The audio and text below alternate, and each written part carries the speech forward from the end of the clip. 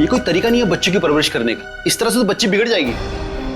मेरी बेटी की परवरिश कैसे करते हैं ये मुझे तुमसे सीखने की जरूरत नहीं है नीलेश।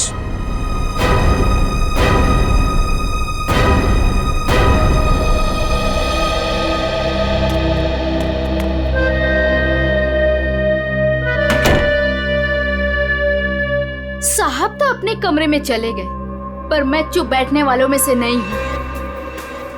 मेम साहब, आज तक मैंने जो कुछ भी काम किया है पूरी ईमानदारी से किया है।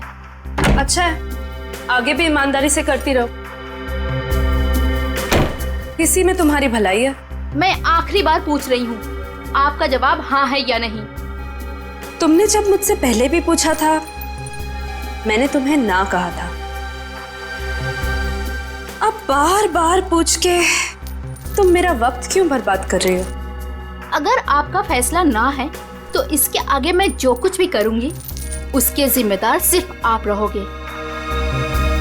नीतू, बचपन से लेके आज तक मैंने जो भी किया है उन सब की जिम्मेदारी मैंने खुद ली है।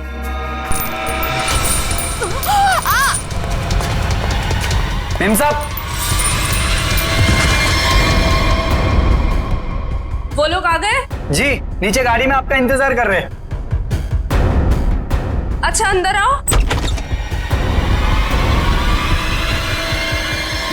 ये क्या हो गया मेम साहब?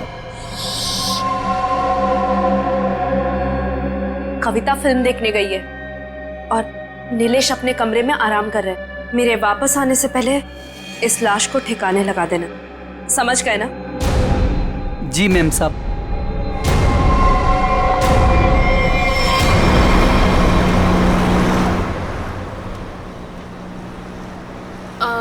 मैम, आपने वो सामान तो लिया है ना?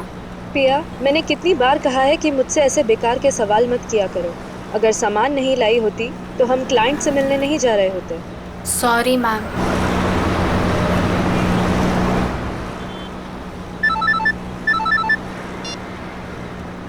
हेलो, क्या? पर क्यों? ओके ओके, ठीक है ठीक है। क्या हुआ? मैम, वो क्लाइंट के पीए का फोन था, कह रहा था कि प्लान में थोड़ा बदलाव है। कैसा बदलाव? अब हम पार्टी में नहीं जा रहे। 5 बजे सिग्नल के पास हमें एक आदमी मिलेगा और अब वही बताएगा कि वहाँ से हमें जाना कहाँ है। और साथ में उसने ये भी बोला है कि गाड़ी के अंदर की लाइट्स को ऑन रखना ताकि वो हमें आसानी से पहचान सके। बहुत अजीब बात है यार, आखिरी मिनट पे ऐसा बदलाव क्यों? कहीं ये बदलाव क्लाइंट की कोई साजिश तो नहीं? मैम, 5 बजे सिग्नल तो आ गया है।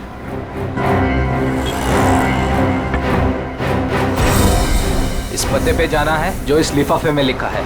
पर एनवेलप खोलो, देखो क्या लिखा है।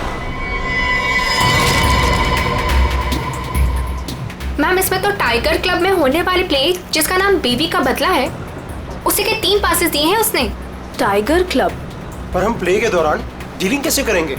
ये तो वहीं जाके पता चलेगा।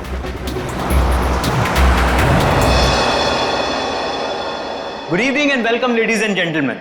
आप सभी के सब्र का और इम्तिहान ना लेते हुए मैं अनाउंस करना चाहूंगा हमारे प्ले की शुरुआत। तो एक बार जोरदार तालियां हो जाएं हमारे इस प्ले के लिए जिसका नाम है बीवी का बदला।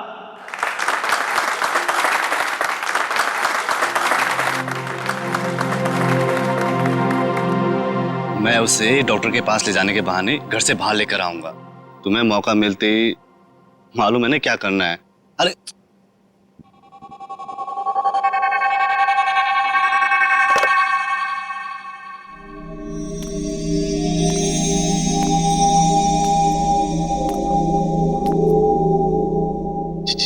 कुछ बोल क्यों नहीं रही? डायलॉग क्यों नहीं बोल रही? इसका डायलॉग था ना। दीना, ओ दीना, डायलॉग बोल। डायलॉग बोल। दीना, दीना डायलॉग बोल। मैं यहाँ क्या कर रही हूँ और तुम यहाँ अकेले क्यों खड़े हो? क्या कर रही हो तुम? तुम्हें मुझ पर चिल्लाना है? ड्रॉर से गन निकालो और मुझे धमकी दो, क्योंकि मैंने तुम पर हाथ उठाया। तुमने मुझ पर हाथ उठाया? हाँ? मुझे नहीं पता। अब मैं तुम्हें दिखाती हूँ। कहाँ है ड्रॉर?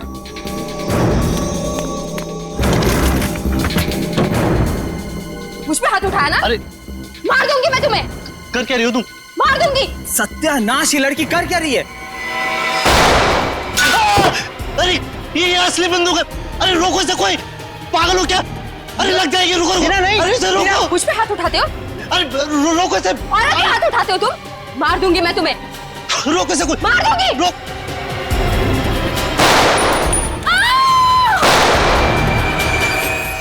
ए, पकड़ो इसे।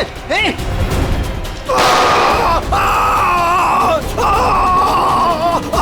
रोको इसे कोई। अरे कोई पकड़ो इसे। अरे पागल हो तुम? मैम,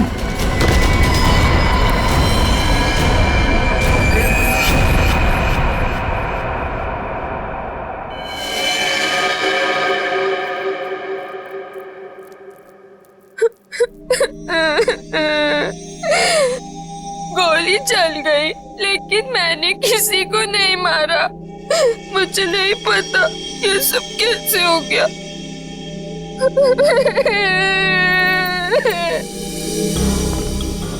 सर सही वक्त में हमने उससे बंदूक छीन ली। न जाने वो कितनी गोलियां चला दी सर। सर भगवान का शुक्र है कि मैं बच गया, नहीं तो गोली सीधे मेरे पैर पे लग जाती। शशांक के पैर में लगी ना? हाँ जी हाँ। यस सर, और उसे हमने हॉस्पिटल भिजवा दिया है।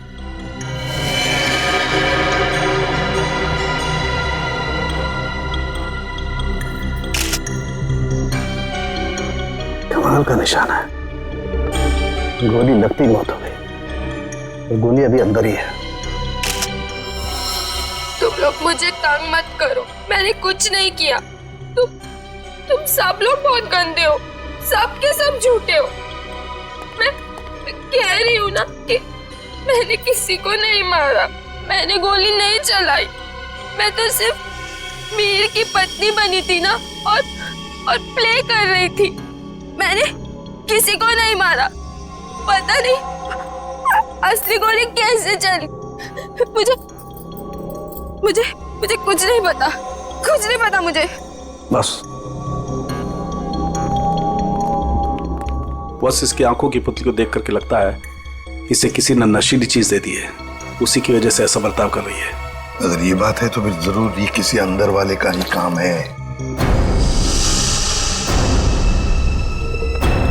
बताओ क्या कहना है तुम लोगों को? सर सर हमने कुछ नहीं किया सर, सच में हमने कुछ नहीं किया। सर मालूम नहीं सर, गन नकली से असली कैसे हो गई। अपने आप तो नहीं हो जाएगी ना नकली से असली, किसी ने तो किया होगा। सर हमें नहीं पता। एक मिनट, कब से ऐसा बर्ताव कर रही है ये? सर जब से स्टेज पे आई है सर, तब से। हाँ सर, वो मेकअप रूम में बिल्कुल ठीक थी सर। क्या मेकअप रूम में बिल्कुल ठीक थी? पूर्वी, इसके मेकअप रूम में जाओ और अच्छी तरह से चेक करो। सड़म के तू भी जाया, देख कुछ मिलता है क्या। नशीली चीज होगी तो इन्हीं में से किसी में होगी। ये जूस, सैंडविच, खाने का डब्बा, टिश्यू पेपर। टीना इस कमरे में अकेली थी या कोई और भी था उसके साथ? जी वो अकेली थी।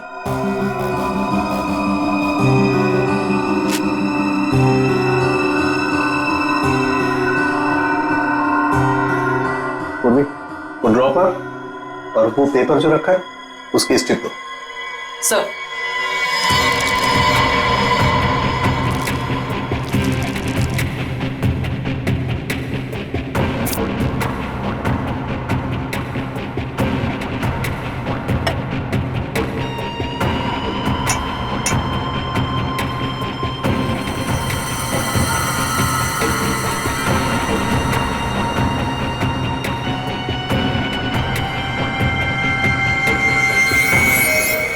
No sir, Anamika madam Tina को नहीं जानती थी। और ये बाकी के लोग उनको जानती थी? हाँ सर, इन सबको वो बहुत अच्छे से जानती थी। आखिर इस क्लब की वो वाइस प्रेसिडेंट जो थी। बॉस, सोर्स का पता चल गया है। नशा मौसमी के जूस में दिया गया था।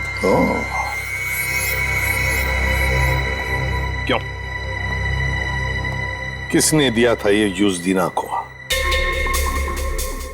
सर दीना हमेशा अपना जूस और टिफिन घर से लेकर आती थी, इसलिए वो बाहर का कुछ भी नहीं खाती थी। मतलब किसी ने चुपके से इसके जूस में नशा मिला दिया और वो गन भी बदल दी।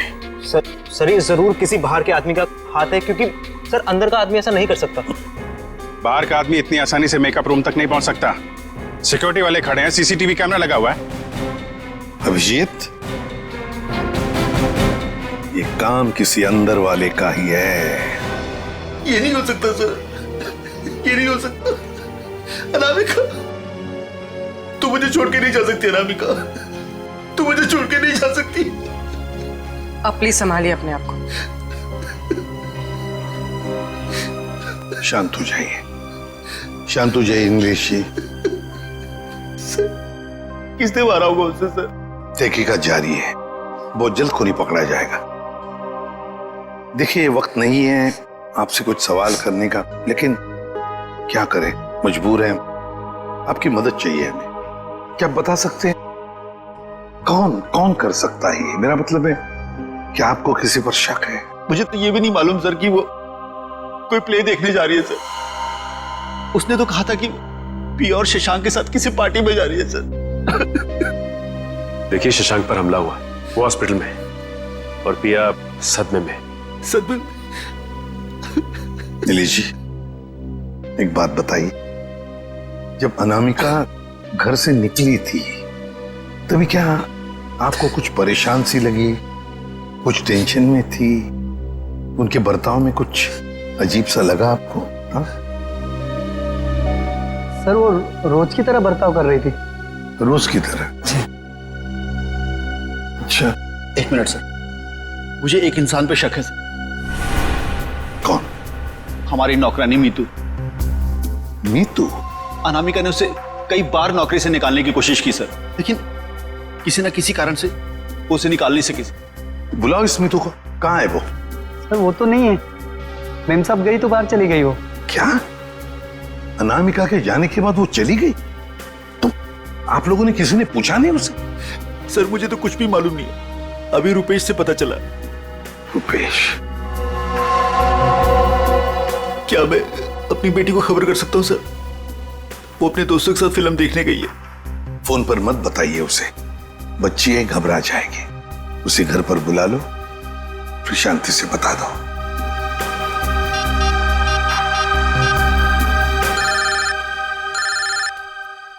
पापा? हेलो पापा। हाय। अभी तक आप सोए नहीं? हेलो कविता, कहाँ हो तुम? मैं सिनेमा हॉल के पार्किंग में। अच्छा मेरी बात सुनो, मेरी बहुत तबीयत खराब हो रही है, तुम प्लीज जल्दी से घर आ जाओ। क्या तबीयत खराब है? क्या हुआ? और मम्मा कहाँ है? मम्मा अभी तक घर नहीं आई है बेटा, तुम जल्दी से घर आ जाओ, मुझे दवाई भी लेनी है। हाँ पापा, बस 15 मिनट में पहुंची। ठीक है बेटा, लेकिन मेरी बात सुनो कविता, गाड़ी आराम से चलाना बेटा। जी पापा, आप चिंता मत कीजिए। कविता, कविता, क्या हुआ? कविता, तुम ठीक तो हो कविता?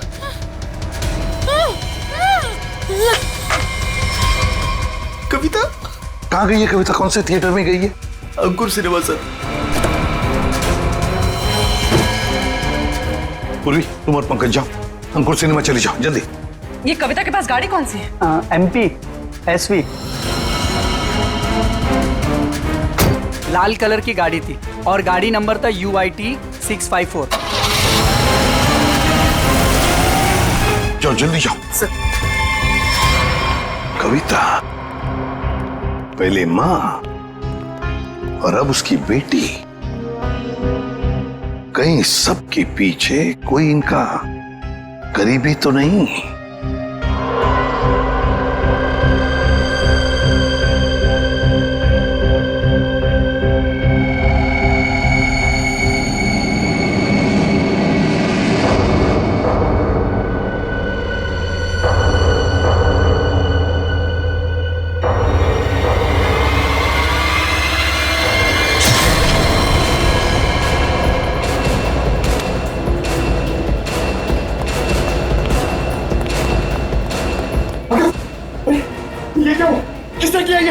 देखिए मैं शशांक को जब यहाँ चेक करने आया तो नर्स मर चुकी थी और पेशेंट गायब था। कहाँ ढूंढा नहीं उसको? सर ढूंढा, हर जगह चेक किया मैंने। एसपी सर को क्या बोलूंगा? देखो नीलेश, ये जो भी है, अगर वो तुम्हारी बेटी कविता को कुछ नुकसान पहुंचाना चाहता था तो वहीं पे पार्किंग लॉट में कुछ कर देता ना, उसे दूर नहीं ले जाता। इसीलिए कहता हूँ फिक्र मत करो। हाँ? Sir Shashank sir. क्या हुआ शशांक को?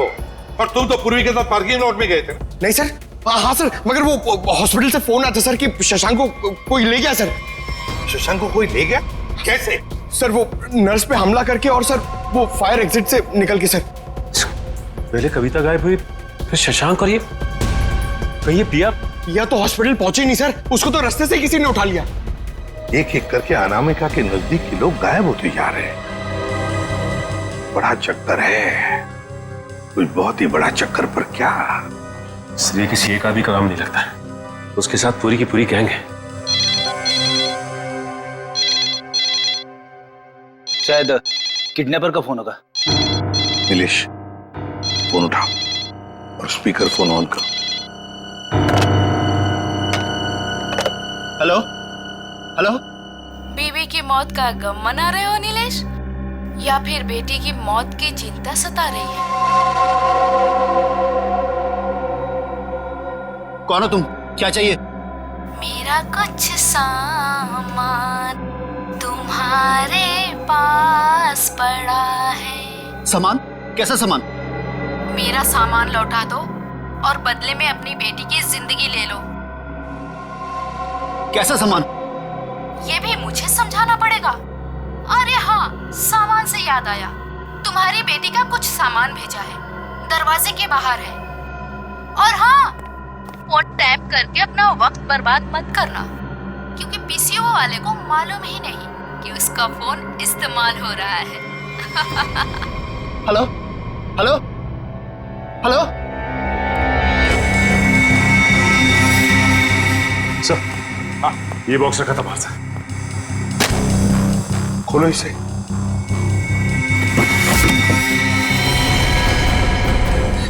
ये काम तो कविता का है सर। हे भगवान, क्या होगा मेरी बेटी के साथ? खून खून, ना जाने मेरी बेटी के साथ क्या होगा सर। घबरा मत, कुछ नहीं हुआ है तुम्हारी कविता को। उसकी जान का सौदा करने के लिए तो उसने ये भेजा है। घबरा मत, पकड़ो जरा। अरे मैग्नीफाइंग ग्लास देना तो।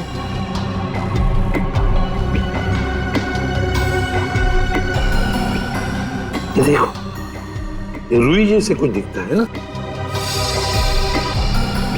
बस रुई। स्कार्फ दो जरा।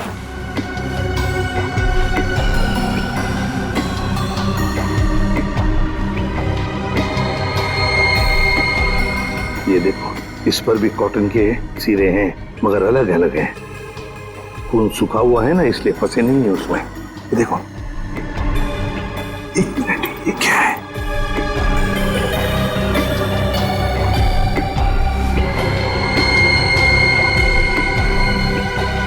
तो मशीन ऑयल है। मतलब किसी रुई की फैक्ट्री में रखा गया उसे? फ्रेडी, ये तो हम इस वक्त कुछ नहीं कह सकते। वैसे नीलेश, एक बात बताओ, ये औरत जिसने अभी फोन किया था, कहीं वो मीतू तो नहीं? मीतू की आवाज नहीं थी सर, और किसकी आवाज थी मुझे नहीं मालूम सर। अच्छा, ये किस सामान के बारे में बात कर रही थी? मुझे नहीं मालूम सर किस सामान की बात कर रही थी। आखिर कोई सामान मेरी बेटी की जान से कीमती थोड़ी ना। नहीं, कुछ तो होगा ना। एक बात बताओ, ये अनामिका जब घर से गई बाहर, तब उसके हाथ में कुछ सामान था? मुझे नहीं मालूम सर, मैं तो अपने कमरे में सोने चला गया था। मेम साहब तो खाली हाथ निकली थी, उनके पास उनका हैंडबैग के अलावा कुछ नहीं था साहब। हैंडबैग था? कैसा हैंडबैग? नीले रंग का हैंडबैग था सर। नीले रंग का हैंडबैग? मगर ऐसा हैंडबैग तो हमें उस ऑडिटोरियम में मिला तो नहीं। और सर, अनामिका की गाड़ी में भी ऐसा कोई हैंडबैग नहीं मिला। सचिन, जरूर वो हैंडबैग गायब किया गया है। जरूर उस हैंडबैग में कोई राज छुपा है। अनामिका के गले पे लगी, दूसरी वो जो शशांक के पैर पे लगी, और तीसरी और चौथी गोली वो जो हमें थिएटर में से मिली। बिल्कुल दया। बैलिस्टिक फिंगरप्रिंटिंग की तकनीक के जरिए नतीजे पर पहुंचना ज्यादा मुश्किल नहीं है। सो बैलिस्टिक फिंगरप्रिंटिंग, ये किस किस्म की तकनीक है? पूर्वी गन से चली हुई हर गोली पर वो गन जिसे वो गोली चली है अपना एक खास निशान छोड़ देती है। हाँ सर। तो हम इस विज्ञान के जरिए उस गोली पर जो निशान है उसे उस गन से मैच करके देखते हैं जिस गन से वो गोली चली है। ये गोली उस खास गन से चली है या नहीं चली। तो अब हम ये पता लगाएंगे कि इन सारी गोलियों में से कितनी गोलियां दीना के गन से चली है। यस सर, 3 गोलियों को दीना की गन से मैच करके देखा। एक वो जो शशांक की टांग पर लगी और 2 वो गोलियां जो थिएटर हॉल में मिली। मतलब अनामिका वाली गोली को मैच करके नहीं देखेंगे दीना के गन से? नहीं। वो क्यों सर? वो इसलिए क्योंकि अनामिका की मौत ये 7.62 mm गोली से हुई है। ये गोली स्नाइपर राइफल से चली और ये 3 गोलियां साधारण गन से चली। 8 mm की गोली है।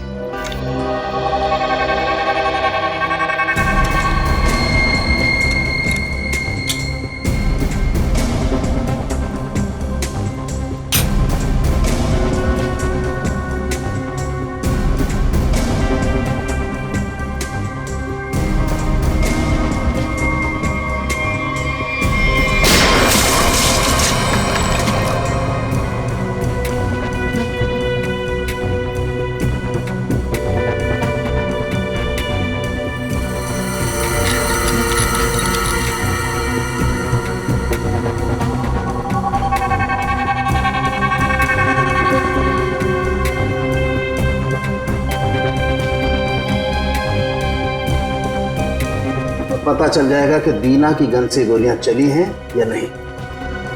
तो मतलब सर अभी हो जाएगा दूध का दूध और पानी का पानी।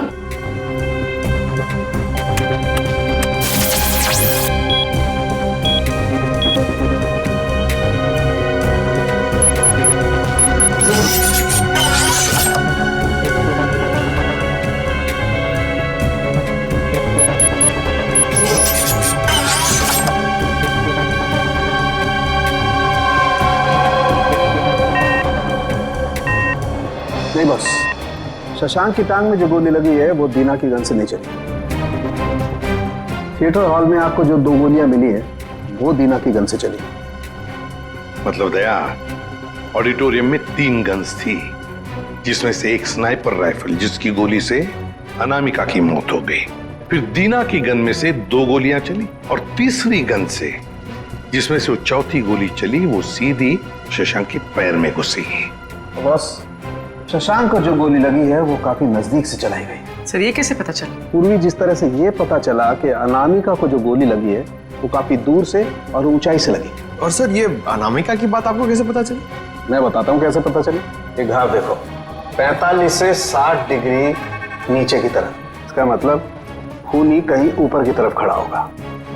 और ये देखो, ये शशांक के टांग में जो गोली लगी उसका एक्सरे है। और ये देख रहे हो, ये काला काला गहरा सा निशान, इसे कहते हैं ऑपरेशन रिंग। ग्रेट।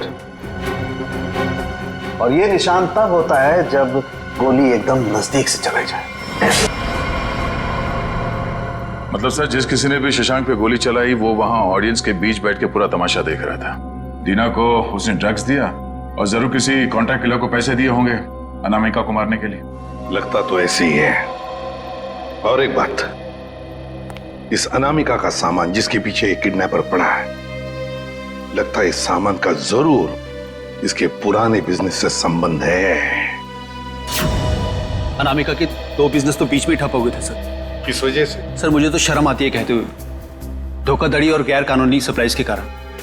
मेरी बीवी कोई दूध की धुली नहीं थी साहब। कब की बात है ये? 2009। कहां पर? दिल्ली में। पता लगाना पड़ेगा। पूर्वी काम करो, इस अनामिका के पुराने बिजनेस के बारे में पूरे के पूरे डिटेल्स निकालो। और फ्रेडी, इस मितू, पिया और कविता, इन तीनों के फोन ट्रेस करो, देखो कहां पर है। और सड़ंखे साथ चल तो हमारे इस ऑडिटोरियम में जाकर पूरा का पूरा सीन रिक्रिएट करते हैं। सब बंद दरवाजे खुल जाएंगे।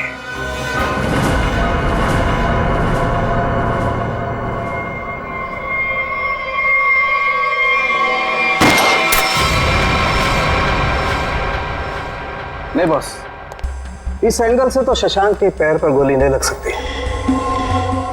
अनामिका के गले में जो लगी है वो? बस इस स्टेज की हाइट है लगभग 4 फीट, और अगर दीना ने यहां से गोली चलाई तो ये 4 फीट, 4 और 4 8 फीट। लेकिन अनामिका के गले पर जो गोली लगी है उसका एंगल हमें बताता है कि गोली लगी होगी कम से कम 15 से 20 फीट की ऊंचाई पर, तो शायद वहां से।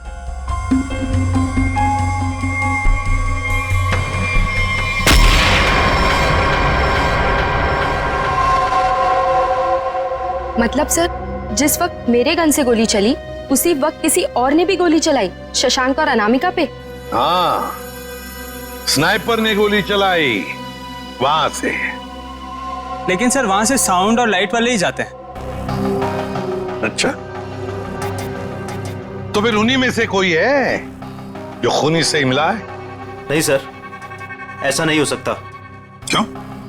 वो इसलिए सर क्योंकि प्ले के दौरान ऊपर कोई था ही नहीं। प्ले से 2 दिन पहले ऊपर का सारा काम खत्म हो चुका था। तो कोई तो है जो चोरी छुपे घुसा है वहां पर, समझे? बुलाओ वॉचमैन को। हाँ सर, अभी बुलाता। सर, एक बात समझ में नहीं आ रही है। अगर शशांक अकेला बैठ के प्ले देख रहा था तो फिर उसके पैर पे इतने नजदीक से गोली किसने चलाई? हाँ सर, हमें कोई दूसरी गन भी नहीं मिली इस थिएटर में। सर, कहीं शशांक ने खुद ही अपने पैर पे तो गोली नहीं मार ली? जरा धीरज रखो तुम लोग, धीरज रखो, सब पता चल जाएगा। सर ये है मुन्ना, हमारा वॉचमैन। हाँ मुन्ना, बात बताओ, नाटक के दौरान या फिर ठीक उससे पहले यहाँ पर स्टेज पर कोई आया था, ऊपर चढ़ा था? साहब, लाइट और साउंड का काम तो पहले ही खत्म हो जाता है प्ले से पहले। मगर मगर मगर क्या? मीर साहब दिन में आए थे। मीर? नहीं सर। मैंने उनसे पूछा, आप एक्टर हैं, आप ऊपर जाके क्या करेंगे? तो उल्टा मुझे डांटने लगे।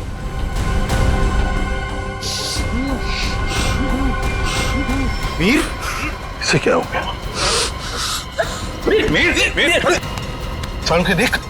बॉस, इसे तो किसी से जहर दिया है। My God.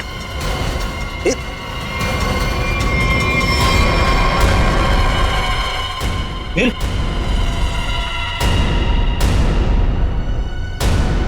अभिजीत, इसका मतलब है मीर इस सारे चक्कर में मिला हुआ था, और जरूर उसके पीछे कोई तो और है, कोई तो है, पर कौन? दे। हाँ दे। शम्स ताहिर खान, अनामिका की मौत के बारे में बताना चाहते हैं कुछ? ओके। हेलो सीआईडी टीम, इस इन्वेस्टिगेशन में आपकी मदद करके मुझे बेहद खुशी हो रही। आई होप कि जल्द ही सारे क्रिमिनल जेल में होंगे। हेलो, कविता किडनैपिंग केस में कोई update?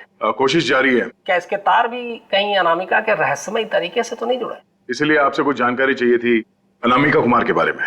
Mrs Anamika Kumar, background का ज्यादा तो पता नहीं, पर माँ बाप की 1999 में मौत हो गई। 2003 में वो अपनी 3 फर्जी कंपनियों की वजह से सुर्खियों में आई, लेकिन उसके खिलाफ कुछ भी साबित नहीं हुआ। हमारे इन्वेस्टिगेशन में सामने आया कि वो नए नए बिजनेस खोलती रहती है और उसके खिलाफ इन्वेस्टिगेशन होने से पहले उन्हें बंद भी कर देती। सर, लगता है इसने अपना सारा दिमाग 420 के बिजनेस में लगा रखा था। पर हैरानी की बात यह है कि ये पहले कभी पकड़ी कैसे नहीं गई? अच्छा, आपको कोई खास बात पता चली है अपने इन्वेस्टिगेशन के दौरान? हाँ, लेकिन 2 चीजें सामने आई। वो ऑफिस खरीदती है, उनको रेनोवेट करवाती है, और 2006 और 2009 में उसके ऑफिस के सर्च के बाद ये सामने आया कि वहां पर सीक्रेट कंपार्टमेंट है, लेकिन उनकी जांच के बाद कोई सुराग नहीं मिला। जरूर कोई ऐसा काम जो दुनिया की नजर से दूर पर्दे के पीछे चल रहा हो। फिर तो सर अनामिका के अभी वाले ऑफिस में इस तरह के कई खुफिया कमरे मिलेंगे। हो सकता है। मुझे उम्मीद है कि इससे मासूम कविता की जान बच जाएगी। वैसे मेरे पास बाकी जितनी भी फाइलें हैं मैं बहुत जल्द आपके पास भिजवाता हूँ। Please, thank you so much. You are welcome. आज तक की टीम को इस केस में आपकी मदद करके खुशी हुई। उम्मीद करते हैं कि आपके इस जानकारी से हम जल्द से जल्द कविता तक पहुंच जाए। All the best. Thank you so much.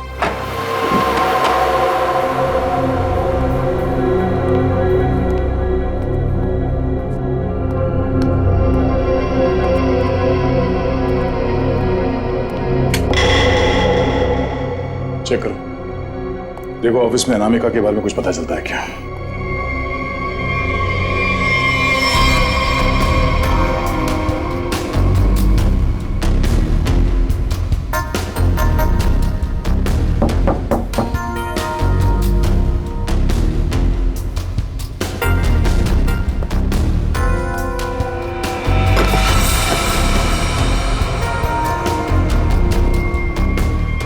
क्या है? जरा हटाओ उसे।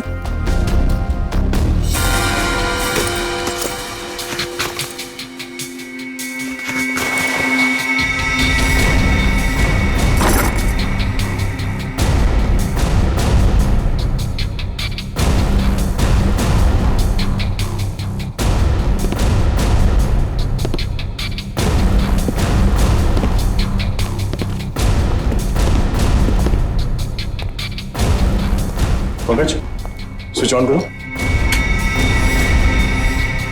सर, इतने सारे बॉक्सेस, खोलो सबको।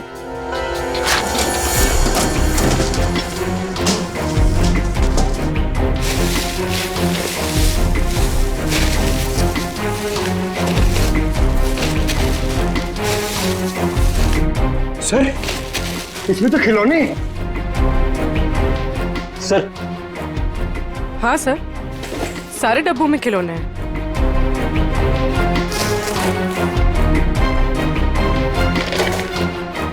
ये क्या चक्कर है? ये दोनों खिलौने एक जैसे हैं, पर ये हल्का है और ये भारी है।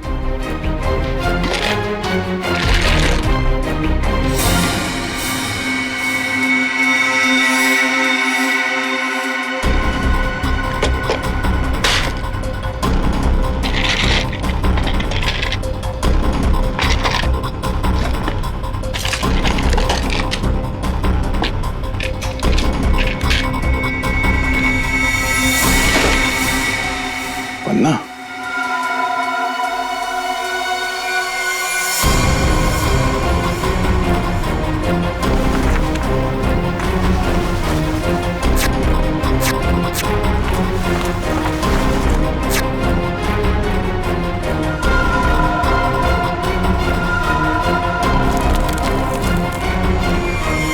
तो ये देखिए, बाकी खिलौने में भी ऐसी कीमती पत्थर है। ओह, तो इन खिलौनों का असली खेल ये कीमती पत्थर है। अब समझ में आया, कविता का किडनैपर किस सामान की बात कर रहा था।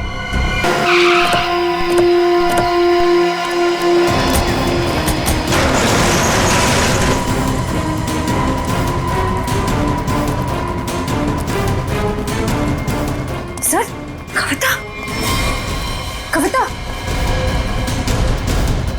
कविता उठो। कविता,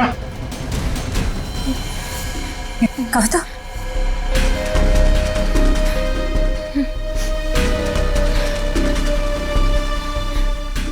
दीदी, ये लोग मुझसे कुछ सामान मांग रहे थे। मुझे बचा लीजिए मैम, मैं मरना नहीं चाहती मैम, मुझे बचा लीजिए। कुछ नहीं होगा, कुछ नहीं होगा। कविता, कविता, कौन है माँ? इसका ख्याल रखो। कौन है? कौन हो तुम लोग? क्या साहब, इनको नहीं जानते? चमन चंद्रू, एंटीक चोरों की दुनिया के सबसे बड़े खिलाड़ी। चमन चंद्रू? सर, इसका नाम तो अनामिका के बिजनेस पार्टनर्स की लिस्ट में भी था, जो शम्स ताहिर ने हमें दी थी। तो उस रात अनामिका तुमसे बिजनेस डील करने निकली थी घर से। मेरा टाइम, मेरा वक्त बर्बाद मत करो। पैकेट निकालो, उस लड़की को लेकर के जाओ। पैकेट तो नहीं है हमारे पास। तुम लोग ऐसे नहीं मानोगे, पैकेट दो मेरा। इधर उधर क्या देख रहे हो, मेरा पैकेट दो।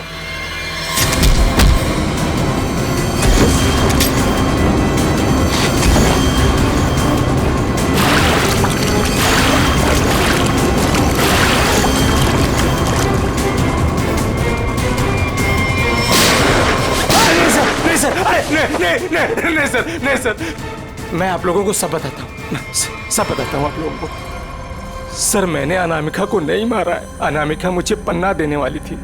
सर, मैंने एडवांस में उसको 10 करोड़ रुपए दिए थे सर। मैं भला उसे क्यों मारूंगा? मेरा तो सर 10 करोड़ रुपए भी डूब गए। तो तुमने उसे उस थिएटर में नहीं बुलाया था प्ले देखने? सर, मैं भला क्यों अपना अचानक प्लान चेंज करूंगा? पता नहीं वो अचानक कैसे रंगमंच पर आ गई अपनी मौत को दावत देने के लिए। सर मैं तो बर्बाद हो गया, लुट गया सर, मेरे 10 करोड़ चले गए। दया, लगता है कोई तो है जो इस चमन से एमरल्ड हड़पना चाहता है। सर, अनामिका के कोई करीबी हो सकता है जिसे इस डील के बारे में मालूमात थी। पिया, शशांक या मितू, नौकरानी मितू। सर सिर्फ ये मितू के फोन की लोकेशन पता चल जाए। Hello, thank you. Sir mobile company वालों का फोन था, उन्होंने हमें मितू के मोबाइल की लोकेशन भेज दी। ग्रेट, चलो देखते हैं।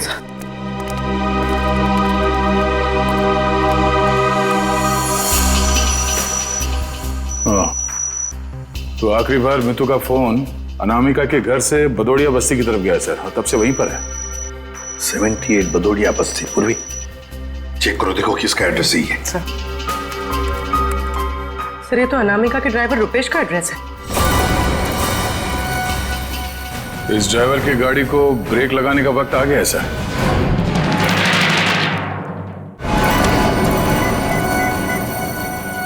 हाय हेलो छोड़ो, ध्यान से मेरी बात सुनो।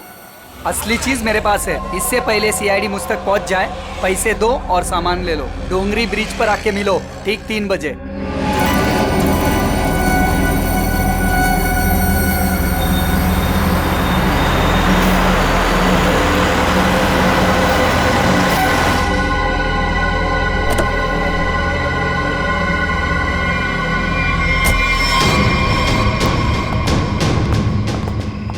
मुझे तो लगा तुम लोग नहीं आने वाले। अनामिका के सामने तो तेरी चूं तक नहीं निकलती थी, अब देखो चींटी के इतने पर निकल आए हैं कि असली पन्ने वहां से गायब करके नकली पन्ने वहां रख दिए। काम की बात करो, असली चीज चाहिए या नहीं? पहले हम कैसे मान लें कि तुम्हारे पास जो पन्ना है वो असली है? असली की पहचान दूर से हो जाती है। बिल्कुल सही कहा तुमने, असली की पहचान दूर से ही हो जाती है। जैसे असली पन्ना वैसे असली मुजरिम। और अब तुम्हें तोहफे में मिलेगी तुम्हारी मौत। लेकिन तुम कौन हो? शशांक की टीम की वो खिलाड़ी जिसे अनामिका भी नहीं जानती थी।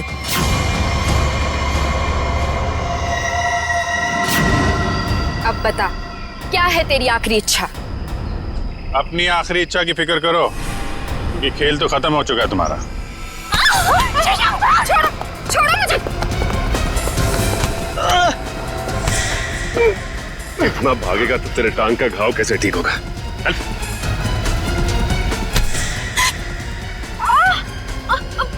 छोड़ो मुझे। कैसे छोड़ूं? अभी तो सिर्फ पर्दा उठा है, पूरा का पूरा नाटक देखना तो अभी बाकी है।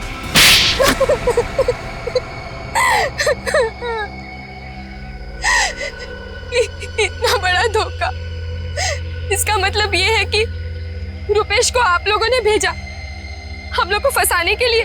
तुम लोग रंगमंच में नाटक करती हो, और मुजरिमों को पकड़ने के लिए कभी कभी हम लोग असली जिंदगी में नाटक करते हैं।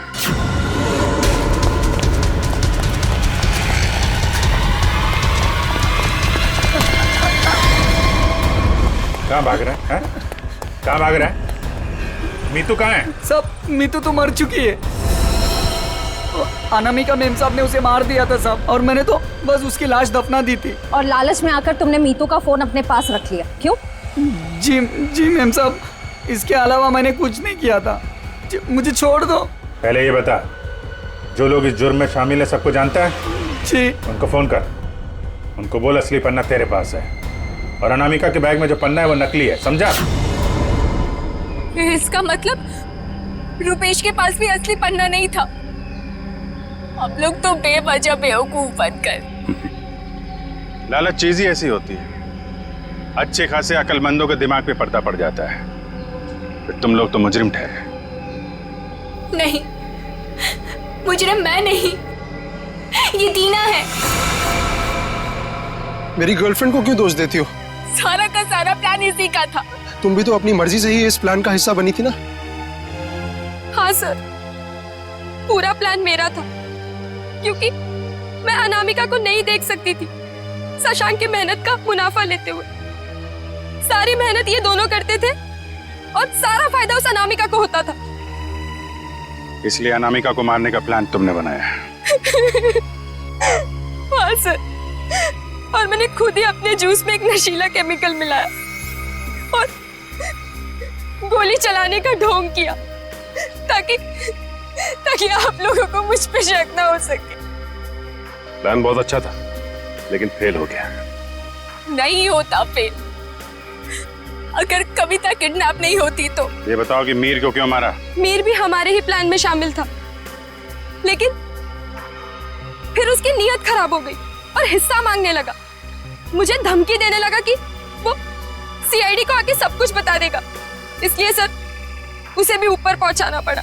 लोगों को ऊपर पहुंचाने की बात तो ऐसे कर रही हो जैसे बच्चों का खेल हो। इंसानी जिंदगी की कीमत का एहसास अभी नहीं है तुम्हें, लेकिन जैसे जैसे फांसी का दिन नजदीक आएगा ना, पता चलेगा जीवन कितना कीमती होता है।